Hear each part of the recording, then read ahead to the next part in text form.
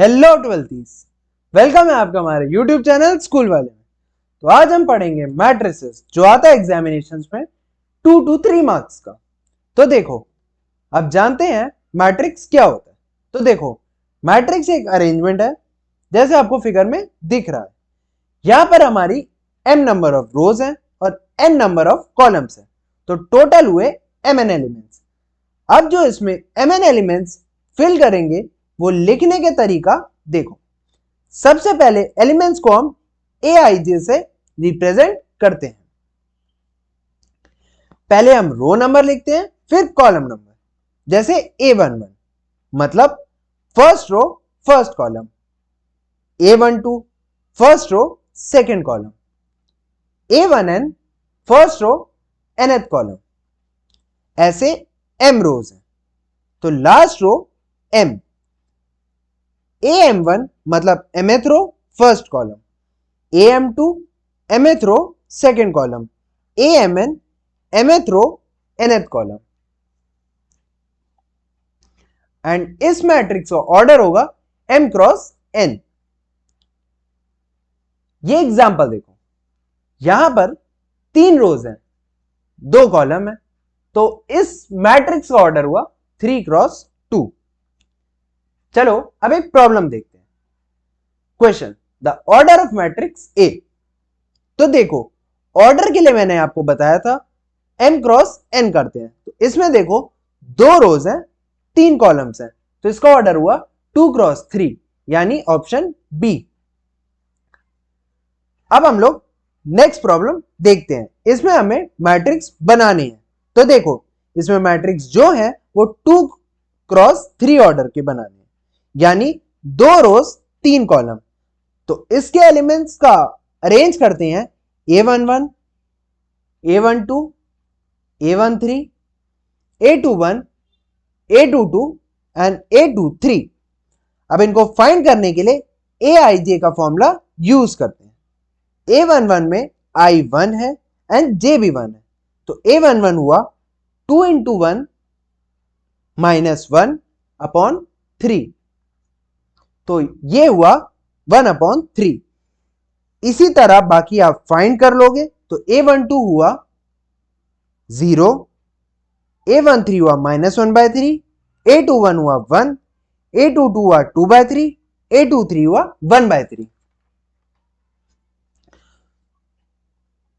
अब नेक्स्ट देखो, if A is a matrix having 3 rows and 2 columns, then number of elements in the matrix A is, तो number of elements होते हैं m into n, where m equals to number of rows, n equals to number of columns। तो यहां हुआ 3 into 2 equals to 6, तो option हुआ B। Next question, if a matrix has 18 elements, then the number of its possible order। तो इसमें हमें number of elements दिए हैं, यानी mn equals to 18। तो ऑर्डर हुआ 1 into 18, 18 into 1, 2 into 9, 9 into 2, 3 into 6 and 6 into 3, यानी 6। ऑप्शन हुआ सी। अब नेक्स्ट देखो,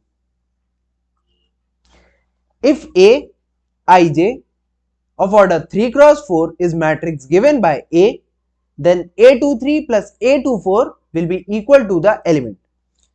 तो अब A23 मतलब सेकेंड रो थर्ड कॉलम, तो A23 हुआ 9 as per the given matrix. इसी तरह A24 second row fourth column, A24 हुआ 6। अब A23 plus A24 equals to 9 plus 16 that is 15। अब मैट्रिक्स में 15 है थर्ड रो सेकेंड कॉलम में, यानी A ऑफ 3, 2, तो इसका ऑप्शन हुआ डी। तो अब नेक्स्ट है equation, total number of possible matrices of order 3 cross 3 with each entry 2 और 0 इज। तो ऑर्डर है 3 क्रॉस 3 यानी 3 रोज 3 कॉलम्स। अब एंट्री हो सकती है या तो 2 या फिर 0, तो मतलब हर एक एंट्री के पास सिर्फ 2 चॉइसेस हैं। अब यहां पे टोटल 9 एंट्रीज होती हैं, तो नंबर ऑफ पॉसिबल मैट्रिसेस हुए 2 into 2 till 9, दैट मीन्स 2 की पावर 9 इक्वल्स टू 5 1 2, तो इसका ऑप्शन हुआ D. Next we have transpose of matrix. तो देखो अगर ए वाले में मैट्रिक्स ऑर्डर हुआ 2 क्रॉस 3, तो उसका ट्रांसपोज होगा 3 क्रॉस 2। अब जो ए में रोज होंगी वो 80 में कॉलम्स हो जाएंगे। जैसे यहां एबीसी रो है तो वहां एबीसी कॉलम हुआ, इसी तरह डीईएफ रो हुआ, देन ए में वो कॉलम हुआ। Next we have equality of matrices. तो दो मैट्रिसेस को इक्वल होने के लिए उनका सेम ऑर्डर होना चाहिए और उनके रेस्पेक्टिव एलिमेंट्स भी सेम होंगे। जैसे आप एग्जांपल देखो, ए के एलिमेंट्स हैं A B C D and B के हैं 6 7 एंड 8 9, तो यहां दोनों मैट्रिसेस इक्वल है। तो इसमें ए की वैल्यू हुई 6, बी की हुई 7, सी की हुई 8, डी की हुई 9। चलो अब एक क्वेश्चन देखो, find the values of A and B if A equals to B, where A equals to A plus 4, 3b, 8 and -6, and b equals to 2a plus 2, b square plus 2, 8 and b square minus 5b। तो equality की वजह से इनके respective element same होंगे। तो यहां a plus 4 equals to 2a plus 2, तो a equals to 2। Now b square plus 2 equals to 3b, तो यहां बनती है quadratic b square minus 3b plus 2, तो b square minus b minus 2b plus 2। तो यहां पे b की पॉसिबल वैल्यूज हुई 1, 2।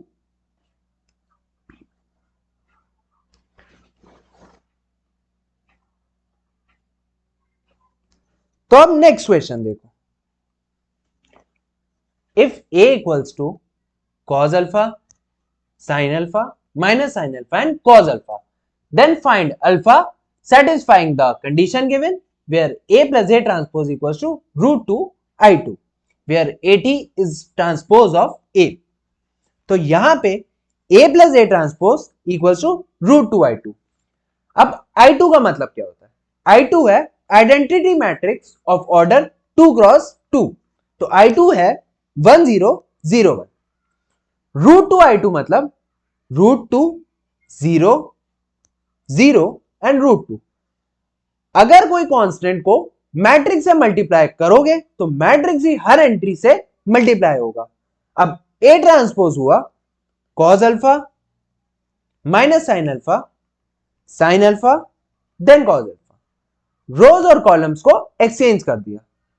तो अब हम A प्लस A ट्रांसपोज करेंगे, तो इक्वेशन बनी cos alpha sine alpha minus sine alpha cos alpha plus cos alpha minus sine alpha and cos alpha, which is equals to root 2 0 0 and root 2।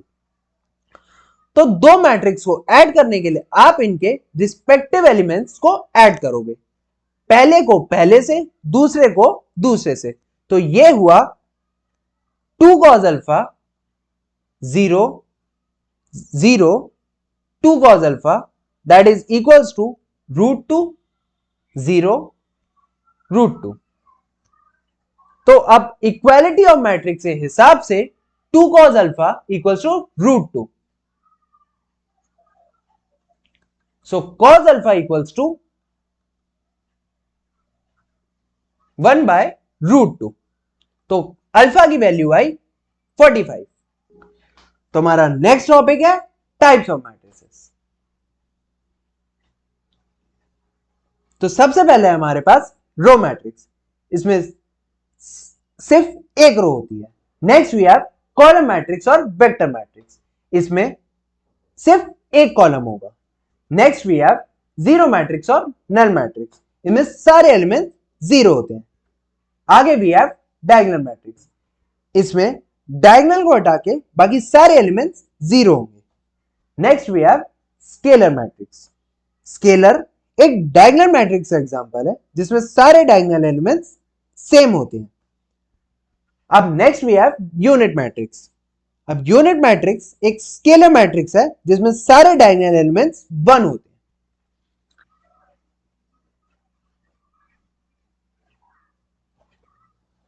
तो अब एक क्वेश्चन देखो। पहली statement है scalar matrix A of ij k I equals to j and 0 if I not equals to j, where k is a scalar is an identity matrix where k equals to 1। तो इनका scalar matrix है k 0 0 0 k 0 0 0 k। अब अगर k equals to 1 हुआ तो matrix बना 1 0 0 0 1 0 0 0 1 which is an identity matrix। Next है every identity matrix is not a scalar matrix। ये रॉन्ग है। आइडेंटिटी मैट्रिक्स है 1 0 0 0 1 0 0 0 1। अब इसके सारे डायगोनल एलिमेंट सेम है तो ये स्केलर है, तो आंसर हुआ ओनली 1। तो हमारा नेक्स्ट टॉपिक है symmetric and skew symmetric matrix. तो सिमेट्रिक मैट्रिक्स होता है जिसका ट्रांसपोज और उसका ओरिजिनल मैट्रिक्स सेम होता है। फॉर एग्जांपल अब आप गिवन मैट्रिक्स देखो 1 1 -1 1 2 0 -1 0 5। अब आप इसका ट्रांसपोज निकालो, दैट इज 1 1 -1 1 2 0 -1 0 5। ये A के इक्वल है तो ये मैट्रिक्स है सिमेट्रिक्स। नेक्स्ट है स्क्यू सिमेट्रिक मैट्रिक्स। इसके लिए A transpose negative of original matrix होना चाहिए। फॉर एग्जांपल अब आप इसका ट्रांसपोज निकालो, दैट इज 0 -1 2 1 0 -3 -2 3 0। अब इसमें से माइनस साइन कॉमन ले लो, दैट विल बी -0 1 -2 -1 0 3 2 -3 0। तो ये हुआ -a, यानी it is a skew symmetric matrix. Properties जान लेते हैं। Let A and B be the matrices such that the following expression are defined, then पहला है transpose of A transpose is equals to the original matrix. इसका मतलब कि अगर किसी मैट्रिक्स का हम लोग ट्रांसपोज करें, उसका फिर से ट्रांसपोज करें तो वो ओरिजिनल मैट्रिक्स से इक्वल आ जाता है। Next property is A plus B whole transpose equals to A transpose plus B transpose. अगर हम दो मैट्रिसेस को ऐड करें फिर उसका ट्रांसपोज करें, that would be equal to पहले मैट्रिसेस का ट्रांसपोज प्लस दूसरे मैट्रिक्स का transpose. Third property is A B का होल ट्रांसपोज। इसका मतलब अगर हम दो मैट्रिसेस को मल्टीप्लाई करें फिर उसका ट्रांसपोज करें, वो इक्वल होगा पहले सेकंड के ट्रांसपोज के इनटू फिर फर्स्ट के ट्रांसपोज के। ये प्रॉपर्टी इंपॉर्टेंट है, ये एमसीक्यू में पूछी जा सकती है। Next we have k into A transpose is equals to K A transpose. इसका मतलब अगर हम कोई भी कांस्टेंट A के साथ मैट्रिक्स A मैट्रिक्स के साथ मल्टीप्लाई करें फिर उसका ट्रांसपोज कराएं तो वो इक्वल होगा k into transpose of that very matrix. अब कुछ इंपॉर्टेंट कंसेप्ट्स देखते हैं। तो पहला है if A and B are symmetric matrix of same order, check that AB plus BA is symmetric or not। AB अगर सिमेट्रिक है तो A equals to A transpose, B equals to B transpose. अब हमें AB plus BA को देखना है, तो symmetric देखने के लिए आप पहले इनका ट्रांसपोज निकालो। तो ये हुआ AB plus BA का whole transpose which is AB transpose plus BA transpose which is further B transpose into A transpose plus A transpose into B transpose. अब इंफॉर्मेशन के हिसाब से A ट्रांसपोज और B ट्रांसपोज को AB लिख सकते हैं, तो that is BA into plus AB। अब एडिशन कम्यूटेटिव लॉ के हिसाब से आप लिखोगे A B plus B A, तो ये हुआ सिमेट्रिक।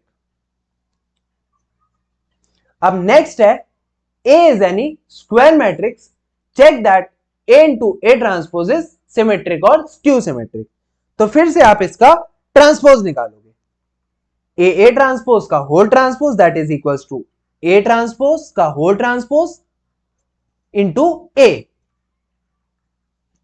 तो that is equals to A into A transpose, तो ये हुआ सिमेट्रिक।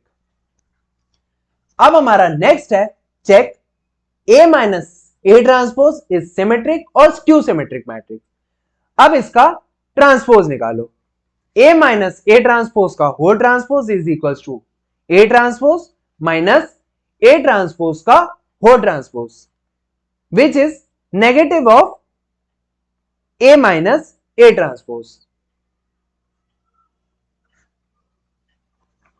तो ये हुआ स्क्यू सिमेट्रिक मैट्रिक्स।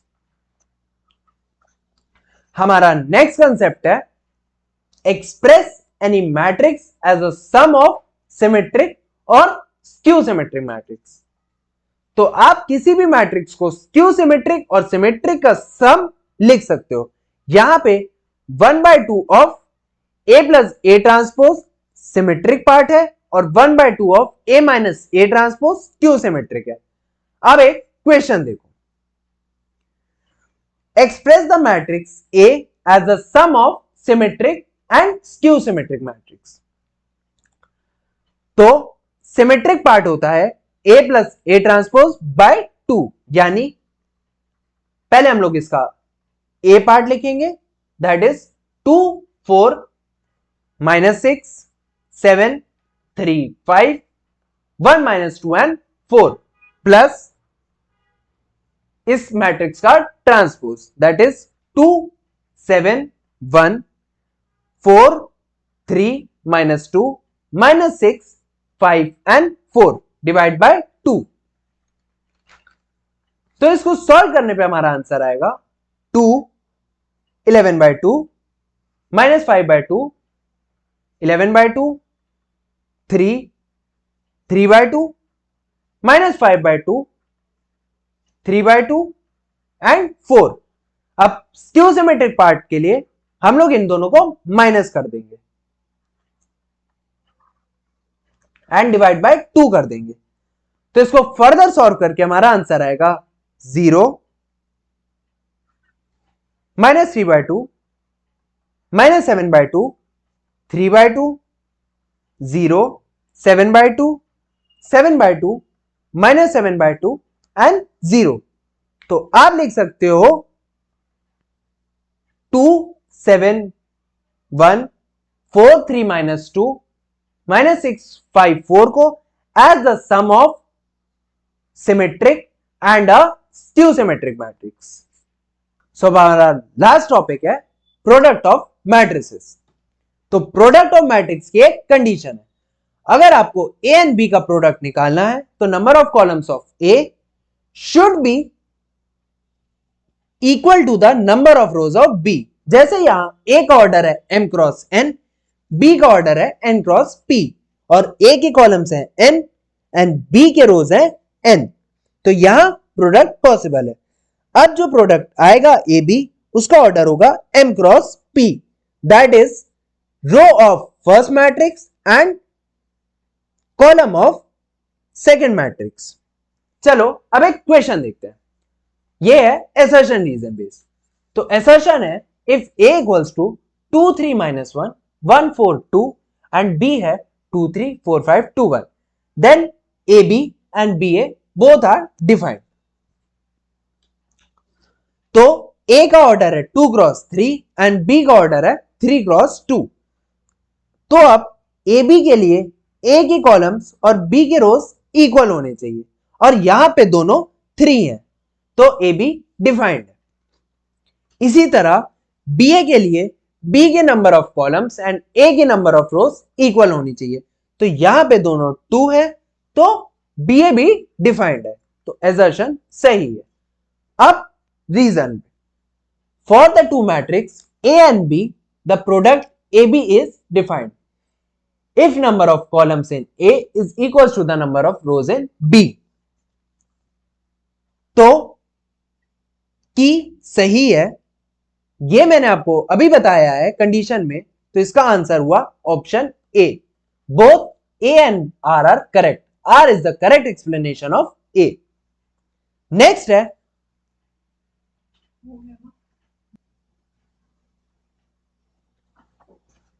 तो नेक्स्ट है how to multiply two matrices. तो दो मैट्रिक्स को मल्टीप्लाई करने के लिए पहले हम रो वाइज चलते हैं और दूसरे कॉलम में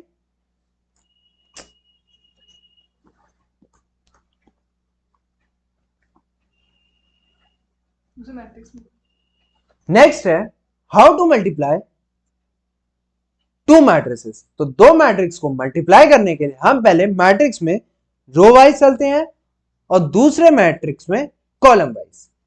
जैसे यहां पहले आप पहले मैट्रिक्स की पहली रो 1 2 3 को दूसरे मैट्रिक्स के कॉलम से 7 9 11 से मल्टीप्लाई कराओगे और ऐड कर दोगे, तो यहां हुआ 1 into 7 plus 2 into 9 plus 3 into 11 which is 7 plus 18 plus 33 that is equals to 58।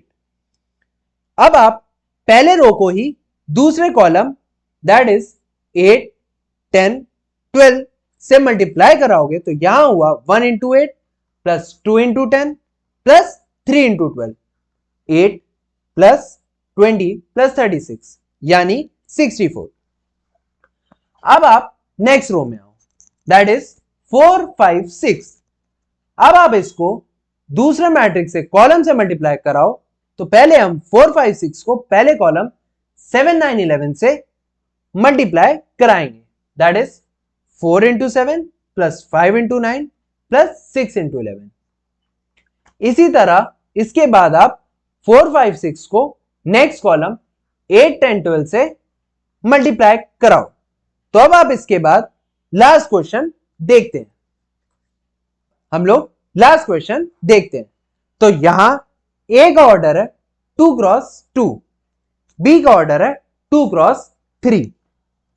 तो यहां प्रोडक्ट ए बी डिफाइंड है, तो यहां ए बी का ऑर्डर हुआ 2 क्रॉस 3।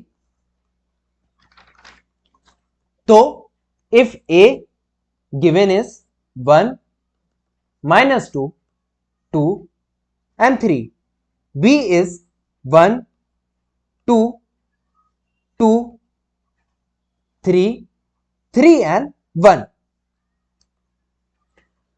अब मल्टीप्लाई करने के लिए आप ए की पहली रो 1 और -2 को बी के पहले कॉलम 1 2 से मल्टीप्लाई कराओगे, तो प्रोडक्ट का पहला एलिमेंट हुआ 1 into 1 plus -2 into 2 1 -4 that is -3। तो ऑप्शन हुआ डी।